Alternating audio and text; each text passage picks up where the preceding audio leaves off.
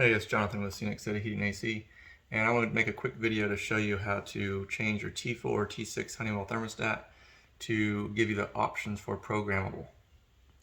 So the programming feature may be enabled, just not turned off.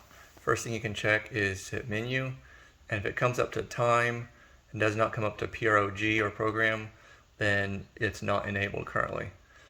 So there's actually 4 different settings you can have. The first one is setting 0, which means there's no programming available.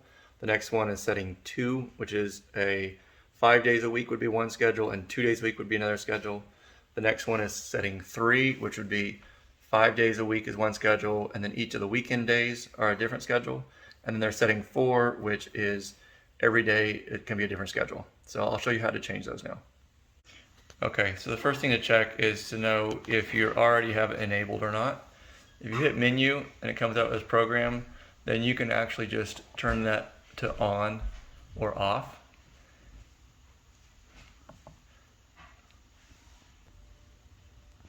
But that won't allow you to change it from one setting to another as far as 5/2, 5/1/1, or 7 days a week.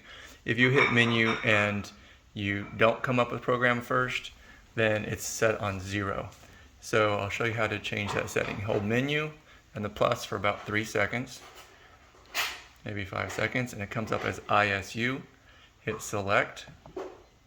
Now this is where you're changing. This is the very first setting and it's set to 0. That would be not programmable. That would be 5/2 schedule. That would be 5/1/1 different schedules. And that would be 7 days a week, all different schedules. So I'm going to set mine to 2. Hit select. It goes to the next setting. You don't want to change any other settings. Just hit home. And now you have a programmable T4 or T6. Hit menu, and that will bring up the program. Hit select. You can turn it on or off. After you turn it on, then it should prompt you to set your schedule and temperatures for the different days of the week.